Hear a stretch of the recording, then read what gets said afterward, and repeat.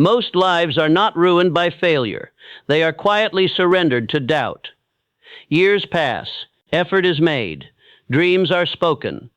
Yet something unseen keeps shrinking the horizon. If you have ever felt capable of more and still remained where you are, this concerns you. There is a reason the idea of living as though everything were possible feels uncomfortable, not inspiring, uncomfortable, because it threatens the identity you have been protecting. You say you want expansion. You speak of ambition. You admire bold individuals from a distance. But privately, you negotiate with limitation. You have learned to appear hopeful while preparing for disappointment, and that silent preparation is shaping your entire life. You do not wake up declaring defeat. You wake up declaring realism. I must be practical. I must manage expectations. I should not get ahead of myself. These sentences feel mature. They are not. They are protective spells cast by fear. Fear of criticism, fear of poverty, fear of appearing foolish, fear of failing publicly. These fears rarely shout, they whisper, and you obey them without noticing. You believe you are making balanced decisions. In truth, you are shrinking your field of action before the world ever tests you. There is a reason this pattern feels normal, and that reason is dangerous. From early years, you were trained to measure possibility by evidence, by what has already been done, by what seems statistically likely, by what others approve. You were not trained to measure possibility by decision. That difference determines destiny. Men like Andrew Carnegie did not begin with evidence. Henry Ford did not begin with approval. Thomas Edison did not begin with certainty. They began with an internal posture that most people never adopt. They acted as if their outcome were negotiable, not fixed. Negotiable. You, however, have unconsciously accepted fixed ceilings. You have a silent number in your mind about how much money you could realistically earn, a silent image of how respected you could realistically become, a silent boundary around how powerful you are allowed to feel. You did not consciously design these limits. They were absorbed. From family tone, from social comparison, from economic anxiety, from repeated small disappointments, each event carved a subtle conclusion. Maybe that level is not for me, and you never argued back. This is where drifting begins. Drifting is not laziness. It is surrender without awareness. You move, you work, you try, but you do not decide. And without decision, effort becomes maintenance. You may believe you are ambitious, but ambition without definiteness of purpose is motion without direction. There is a quiet test you can apply to yourself. When opportunity appears, do you immediately evaluate risk, or do you first evaluate expansion? Be honest. Most people search for what could go wrong before they search for what could be built. That habit is not intelligence. It is fear disguised as responsibility. Faith and fear cannot occupy the same mental posture. One expands, the other contracts. You cannot behave as if unlimited outcomes are available while mentally preparing for limitation. And here is the uncomfortable truth. You have been rehearsing limitation through autosuggestion. Every time you say, people like me don't usually, every time you say, in this economy, every time you say, I will try, you program caution into your identity. Autosuggestion is not mystical, it is mechanical. What you repeat, you reinforce. What you reinforce, you become. If you constantly prepare for partial success, you will never unconsciously pursue total victory. You may ask, is it not wise to be cautious? Yes, but there is a difference between strategic caution and psychological retreat. Strategic caution moves forward carefully. Psychological retreat never fully advances. And most of what you call prudence is retreat. You fear being seen reaching too high. You fear the embarrassment of visible ambition, so you dilute your desire before anyone else can reject it. This is quiet self-betrayal, and it feels safe. That is why it persists. The tragedy is not that possibility is unavailable. The tragedy is that you never stand in it long enough to test it. You act according to probability, yet probability is shaped by behavior, and behavior is shaped by belief. So when you behave as if expansion is unlikely, you create the very statistics you fear. Look closely at your daily posture.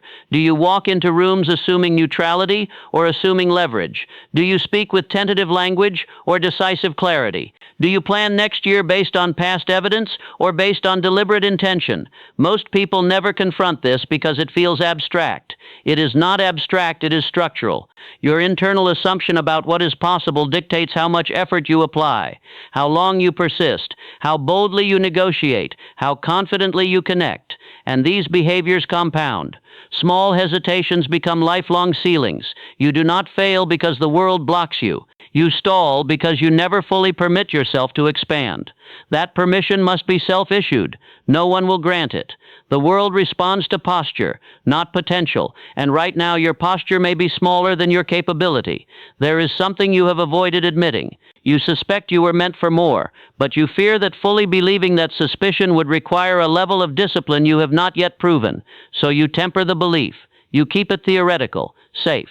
There is a reason this internal conflict has not resolved itself, and it will not resolve through effort alone. It requires something far more dangerous, a decision that removes retreat. But before that decision can be made, you must confront what has truly been controlling you. And that enemy does not look like failure. It looks like reason.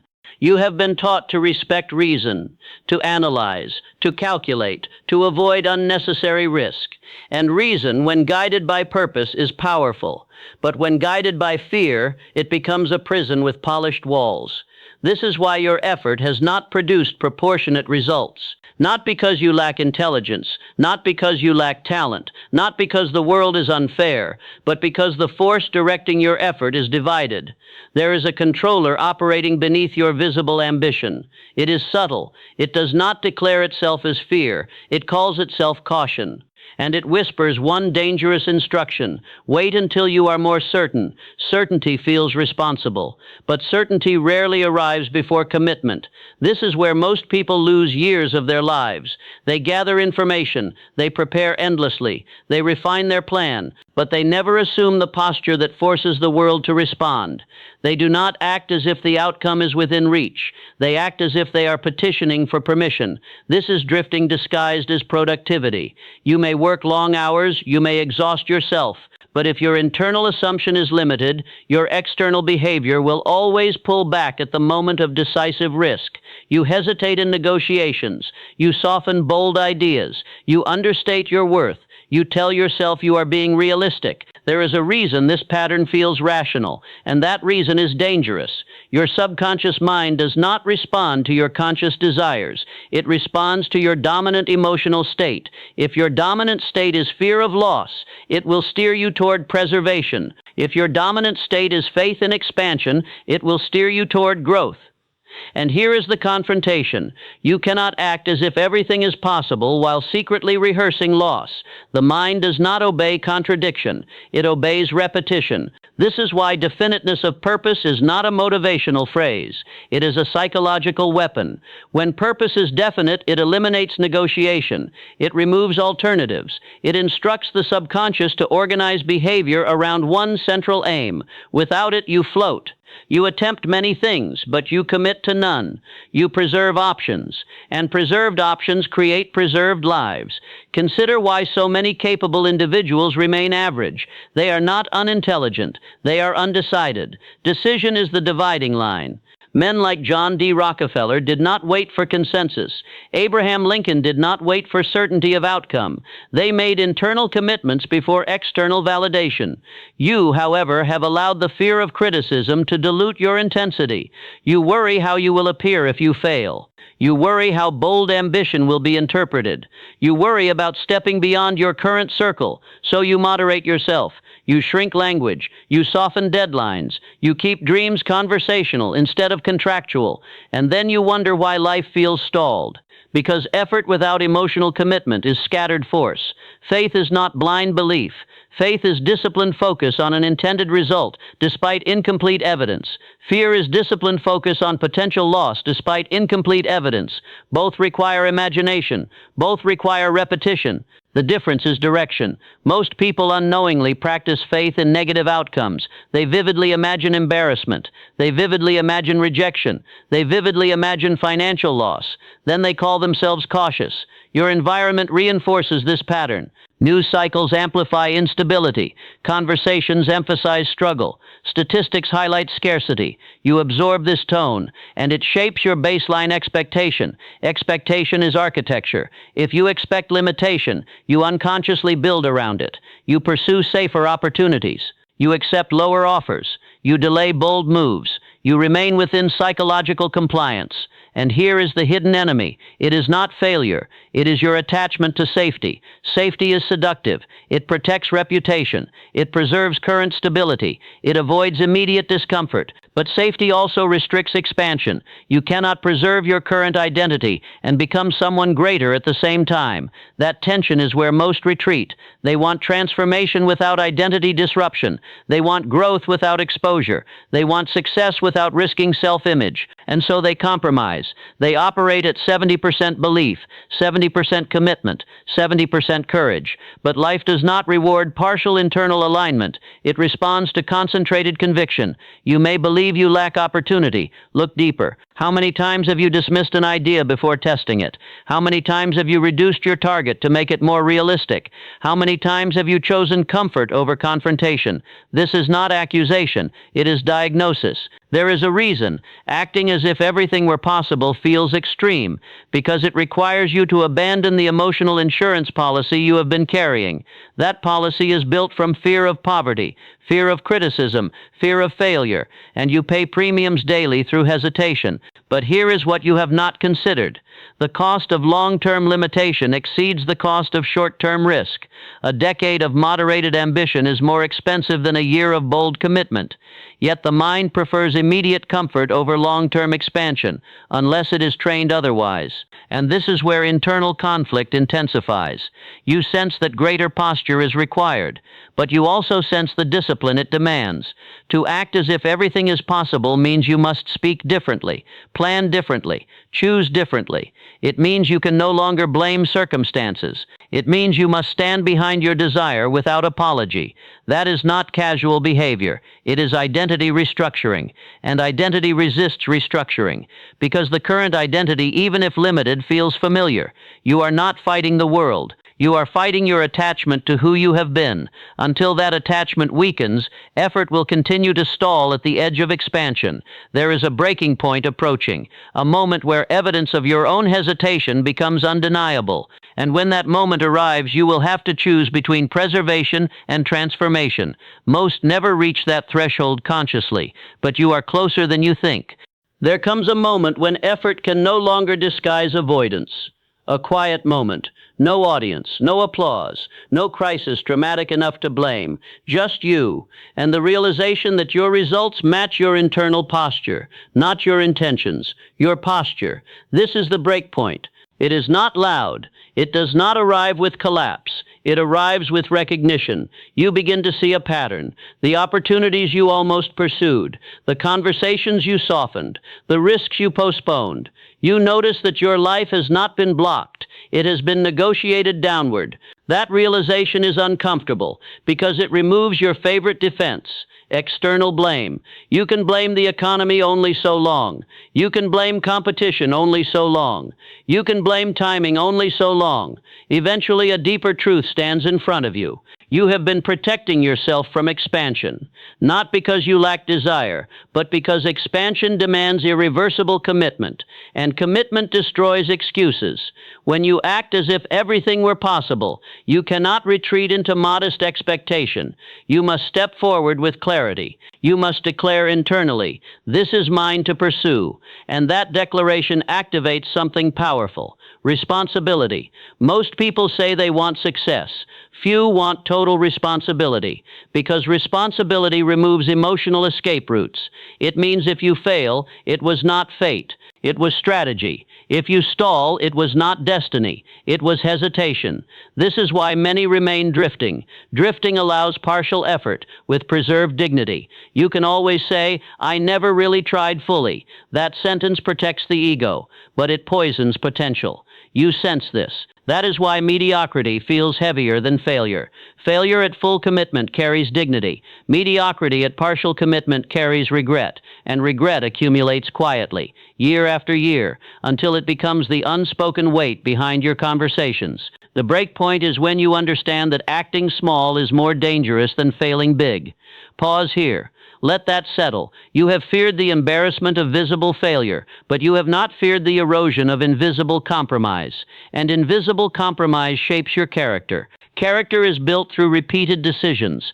Each time you dilute your ambition to fit comfort, you reinforce smallness. Each time you choose expansion despite uncertainty, you reinforce strength. This is not poetic, it is neurological. The mind records patterns. It adjusts self-image accordingly. If you repeatedly behave cautiously, your self-image becomes cautious. If you repeatedly behave decisively, your self-image becomes decisive. Self-image dictates future action. This is the loop few examine. You cannot think your way into boldness. You must act your way into it, and action must precede proof. This is where resistance intensifies, because the moment you commit fully, you risk discovering the truth about your capability. You may succeed beyond expectation, or you may confront weaknesses you have avoided. Both are threatening. Success threatens your old identity. Exposure threatens your pride. So you linger between, working, planning, preparing, never fully leaping. But here is the silent shift happening now. You are beginning to see that safety has not preserved peace. It has preserved stagnation. You feel restless. You feel underutilized. You feel that time is passing faster than progress. That discomfort is not accidental. It is pressure building. Pressure created by unrealized capacity. When definiteness of purpose is absent, energy disperses. When purpose becomes singular, energy concentrates. Concentration generates force. Force generates movement. This is why individuals who decide fully often appear fortunate. They are not fortunate. They are aligned. Their thoughts, emotions, and actions point in one direction. Yours may still be divided. Part of you wants to expand. Part of you wants to remain safe. Divided energy produces divided outcomes. This is the point where external blame dissolves completely. You see that no one restricted your ambition. You restricted it to avoid discomfort. And now you face a choice. Continue protecting the current version of yourself, or dismantle it. There is no gradual path here. You cannot partially believe everything is possible. You either behave as though expansion is accessible, or you behave as though it is rare and reserved for others. The world responds accordingly. You have admired powerful individuals from afar, but admiration without imitation changes nothing. They did not wait for confidence. They generated it through action. They did not wait for permission. They assumed agency. You have been waiting for a signal. There is none coming. The signal must originate from you. This is the uncomfortable freedom you now confront. Nothing external needs to shift first. Your internal posture does, and that shift requires a discipline you have postponed. A discipline that replaces emotional negotiation with decisive belief. You are at the edge, not of failure, of transformation, and transformation will demand something you have rarely sustained. Absolute mental alignment, whether you move forward or retreat once more into moderated expectation, will determine the trajectory of the next decade of your life. The next principle is not gentle. It does not comfort. It reconstructs. You have seen the pattern. You have identified the hesitation. Now something must replace it. Elimination alone is not enough. If fear is removed but nothing takes its place, you drift again. The mind demands direction. It demands structure. It demands a governing philosophy. This is where faith must become disciplined, not emotional, not hopeful, disciplined. Faith is not pretending everything will succeed. Faith is deciding that your chosen aim is non-negotiable. That decision restructures behavior. When definiteness of purpose becomes absolute, something changes immediately. You stop asking, "Can I?" You begin asking, "How will I?" That shift appears small. It is not. The first question invites doubt. The second commands strategy. Most people never cross that line. They analyze possibility instead of assuming it. To act as if everything were possible does not mean acting irrationally. It means removing the ceiling before calculating the steps. Ceilings distort calculation. If you believe your income can only reach a certain level, you unconsciously design plans that fit beneath it. If you believe your influence is limited, you temper your communication. If you believe opportunity is scarce, you compete timidly. Belief defines boundaries, so the replacement begins here. You consciously reject inherited limitation, not through emotion, through repetition. Autosuggestion becomes your instrument, but not the shallow repetition of empty affirmations. It is precise, specific, connected to a definite purpose. You declare your aim daily. You visualize it not as fantasy, but as obligation. You speak to yourself in the language of certainty, not arrogance, certainty. This repetition reconditions your subconscious alignment, and alignment precedes opportunity recognition. You have missed openings in the past because your internal filter dismissed them. When you assume limitation, you overlook expansion. When you assume expansion, you detect leverage. This is why two people can stand in the same environment and experience entirely different futures. One searches for protection, the other searches for growth. Faith alters perception, and perception alters action. Now comes the discipline most resist. You must behave in accordance with your declared possibility before evidence appears. That is the replacement. You speak with clarity. You negotiate without apology. You pursue partnerships that intimidate you. You set targets that stretch you. You invest time where growth is exponential, not comfortable. This is not reckless behavior. It is deliberate expansion. And yes, criticism will surface. It always does when someone expands beyond expectation. The fear of criticism has kept you modest, but modesty, when rooted in fear, becomes self-sabotage. Consider this carefully. When Henry Ford insisted on mass automobile production, criticism was immediate. When Thomas Edison pursued repeated experimentation, ridicule was constant. Criticism did not vanish. Their alignment overpowered it. You have allowed imagined criticism to silence action before any real voice speaks. That ends here. Faith replaces fear through action repetition. Every decisive step weakens hesitation. Every bold conversation recalibrates self-image. Every committed pursuit reinforces identity. Identity shifts not through reflection alone, but through sustained behavior that contradicts former limits. This is why discipline is essential. Without discipline, old patterns reassert themselves. The mind drifts toward safety by default. You must train it toward expansion by design. Daily review of purpose. Daily visualization of outcome. Daily strategic movement. Not occasionally. Not when motivated. Daily. Motivation fluctuates. Philosophy sustains. You are constructing a new internal architecture, and architecture must be reinforced repeatedly before it stabilizes. There will be moments when doubt resurfaces. That is expected. The previous identity does not dissolve quietly. It attempts to reassert control. It reminds you of past failures. It highlights risk. It whispers that moderation is wiser. This is the test. Will you negotiate again, or will you maintain posture? Acting as if everything were possible is not theatrical optimism. It is sustained non-retreat. It is the refusal to emotionally shrink in the face of uncertainty. The mastermind principle now becomes relevant. You must align with individuals whose expectations are higher than your past. Environment reinforces identity. If you remain surrounded by cautious thinkers, expansion will feel abnormal. If you surround yourself with decisive minds, bold action becomes normalized. You cannot maintain expanded belief in an environment committed to limitation. This requires separation, and separation feels uncomfortable, but growth demands it. Your circle either magnifies your faith or magnifies your fear. Choose deliberately. You are no longer experimenting. You are reconstructing. The replacement is complete only when your dominant emotional state shifts from preservation to pursuit. When you wake thinking of advancement, not protection. When you measure days by progress, not comfort. When your decisions align automatically with your declared aim. That is when philosophy becomes control, and control generates calm power. But there is one final stage, a stage beyond struggle, beyond confrontation, where acting as if everything is possible is no longer effort. It becomes identity. That stage changes how you move through the world permanently. Few reach it, not because it is inaccessible, but because they abandon discipline too early. You are closer now than you have ever been, and the final shift is quieter than you expect.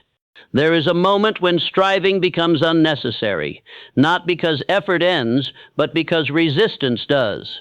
You no longer wake up negotiating with yourself. You no longer debate whether expansion is allowed. It is assumed. This is quiet power. It does not announce itself. It does not demand validation. It operates from certainty. Earlier, you attempted growth while protecting your old identity. Now the old identity has dissolved. You do not try to act bold. You simply act. You do not attempt confidence. You move with clarity. The difference is subtle, but it changes everything. When you truly internalize that possibility is open to you, your behavior stabilizes. You stop over-explaining your goals. You stop softening your language. You stop apologizing for ambition. Ambition becomes normal, calm, integrated. You no longer react emotionally to temporary setbacks because your belief is no longer conditional. This is what most people misunderstand. They believe acting as if everything is possible requires constant intensity. It does not. It requires unwavering assumption. Intensity fluctuates. Assumption endures. You assume opportunity exists. You assume growth is available. You assume your effort, when aligned, compounds. This assumption filters perception automatically. Where others see obstacles, you see leverage. Where others see competition, you see positioning. Where others see risk, you evaluate calculated expansion. You are no longer operating from fear of poverty. Scarcity thinking fades. You understand that value creation precedes wealth. You focus on contribution, skill refinement, and strategic positioning. Money becomes a byproduct of alignment, not a desperate chase. The fear of criticism weakens because your validation no longer depends on external approval. Your approval is internal, rooted in daily discipline. Criticism becomes data, not identity threat. The fear of failure dissolves because failure, under full commitment, becomes instruction, not condemnation. You now see why so many never reach this state. They want outcomes without identity transformation. But identity transformation requires solitude, confrontation, repetition, and discipline. Most retreat before stabilization. You did not. You confronted hesitation. You dismantled inherited limitation. You replaced fear with structured faith. And now something settles inside you. A calm recognition. You are responsible. Fully, not burdened, empowered. Responsibility no longer feels heavy. It feels liberating. Because you understand that external circumstances do not dictate your ceiling. Your internal posture does. This is the shift that defined individuals like Andrew Carnegie and John D. Rockefeller. Not luck, not timing, posture. They assumed expansion before evidence confirmed it. They aligned action with that assumption relentlessly, and the world adjusted around them. You now grasp the cause and effect. Belief shapes behavior. Behavior shapes results. Results reinforce belief. Break the cycle at belief, and you redirect the entire chain. You no longer wait for proof. You generate it. You no longer measure yourself against probability. You measure yourself against purpose. Purpose becomes your anchor. When distractions appear, you return to it. When doubt whispers, you override it. Not emotionally, decisively. There is no longer internal debate about whether you deserve expansion. Deserving is irrelevant. Decision is everything. This is why your energy feels different now. Less frantic, more focused, less scattered, more deliberate. You speak with intention. You listen strategically. You choose environments carefully. You conserve attention for what advances your aim. And something remarkable happens. Opportunities begin appearing that were invisible before. Not because the world changed, because your perception did. You detect value where others overlook it. You approach individuals others feel intimidated by. You pursue rooms others feel unworthy to enter. And doors respond to posture, not pleading. You do not demand possibility. You embody it. This embodiment alters your presence. People sense conviction. They sense direction. They sense that you are not drifting. And drifting individuals gravitate toward anchored ones. Influence grows quietly. Respect accumulates naturally, not through force, through alignment. Now understand this carefully. This state must be maintained, not through tension, through daily recommitment. Each morning you reaffirm purpose. Each evening you review progress.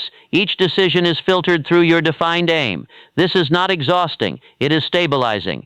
The chaos that once consumed your mind fades because direction removes confusion. You no longer wonder what you could have been. You build what you decide to become. And perhaps the most profound shift is this. You stop fearing wasted potential because you are no longer suppressing it. You are expressing it deliberately, calmly, relentlessly. This is not fantasy. It is the natural outcome of disciplined belief aligned with decisive action. Acting as if everything is possible was never about pretending. It was about removing self-imposed ceilings. It was about confronting fear without negotiation. It was about choosing identity over impulse. Now you stand differently, not louder, stronger, and the world will respond accordingly, quietly, inevitably.